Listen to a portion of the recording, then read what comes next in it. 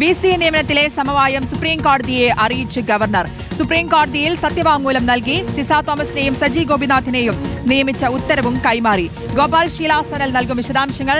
ഗോപാൽ ശീല സരൽ, ഈ വിഷയത്തിൽ സുപ്രീം കോടതി വരെ എത്തി നിന്നതായിരുന്നു. ഇതിൽ ഒരു സമവായത്തിലേക്ക് എത്താൻ കഴിഞ്ഞു. VC നിയമനത്തിൽ ആ സമവായം സുപ്രീം കോടതിയെ ഇപ്പോൾ ഗവർണർ അറിയിച്ചിരിക്കുന്നു. ഇനി എന്തായിരിക്കും നടപടി? VC നിയമനത്തിലെ സമവായം സുപ്രീം കോടതിയെ എന്തായാലും അറിയിച്ചിരിക്കുകയാണ് ഗവർണർ. സുപ്രീം കോടതിയിൽ സത്യവാങ്മൂലം നൽകി. ഒപ്പം സിസ തോമസിനെയും സജി ഗോപിനാഥിനെയും നിയമിച്ച ഉത്തരവും കൈമാറിയിരിക്കുകയാണ്. ഇന്നിപ്പോൾ സിസ തോമസ് ചാർജ് എടുത്തിരുന്നു. സുപ്രീം കോടതി ഈ തീരുമാനം അതിലേക്ക് എത്തിയത്, ഈ സമവായത്തിലേക്ക് സർക്കാർ ഗവർണർ സമവായത്തിലേക്ക് എത്തുകയായിരുന്നു. സുപ്രീം കോടതി. ഗോപാൽ ശീല സനലുണ്ട് വിവരങ്ങൾ നൽകാൻ. ഗോപാൽ, വിവരങ്ങൾ.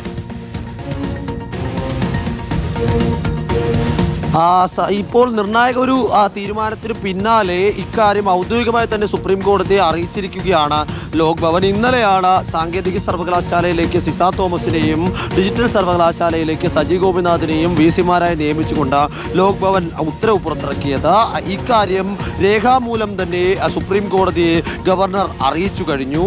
സത്യവാങ്മൂലമായിട്ടാണ് ഇത്തരത്തിൽ സർക്കാരും ലോക് ഭവനും തമ്മിൽ ഒത്തുതീർപ്പിലേക്ക് എത്തിയെന്നും അതിന്റെ ഭാഗമായി തന്നെ ഈ രണ്ടുപേർക്ക് ചുമതല കൈമാറി എന്നുമുള്ള കാര്യം ലോക് ഭവൻ സുപ്രീം കോടതിക്ക് അത് കൈമാറിയിരിക്കുന്നത്. ഇതിൽ രണ്ട് ഉത്തരവുകളുടെയും പകർപ്പ് അടക്കമാണ് സുപ്രീം കോടതിക്ക് രാജ്ഭവൻ നൽകിയിരിക്കുന്നത്. നേരത്തെ പലതവണ സുപ്രീം കോടതി ഇരു കൂട്ടരോടും സർക്കാരിനോടും ഗവർണറോടും ഈ വിഷയത്തിൽ സമവായത്തിലേക്ക് എത്താൻ നിർദ്ദേശിച്ചിരുന്നുവെങ്കിലും അതിലൊരു സമവായ സ്വഭാവത്തിലേക്ക് ഒരു ചർച്ചകളും വന്നില്ല. പിന്നീട് മന്ത്രിമാരടക്കം നേരിട്ട് കൂടിക്കാഴ്ച നടത്തിയപ്പോഴും വലിയ തരത്തിലേക്ക് പ്രശ്നം കലുഷിതമായി നിന്നപ്പോഴാണ് ഇനി സുപ്രീം കോടതി തന്നെ നേരിട്ട് നിയമനം നടത്താമെന്ന തരത്തിലേക്കുള്ള ഒരു തീരുമാനത്തിലേക്ക് എത്തുന്നതും. സുധാംശു ധൂലിയയോട് രണ്ടുപേരുടെ പേരുകൾ ഇത്തരത്തിൽ 17-ാം തീയതിക്കകം നൽകാൻ കോടതി നിർദ്ദേശിക്കുന്നതും അതുപ്രകാരം ഇന്ന് പേരുകൾ നൽകി നാളേക്കകം വെള്ളിയാഴ്ചക്കകം ഇത്തരത്തിൽ നിയമനം നടത്താം. വിവരങ്ങൾ നൽകിയത്.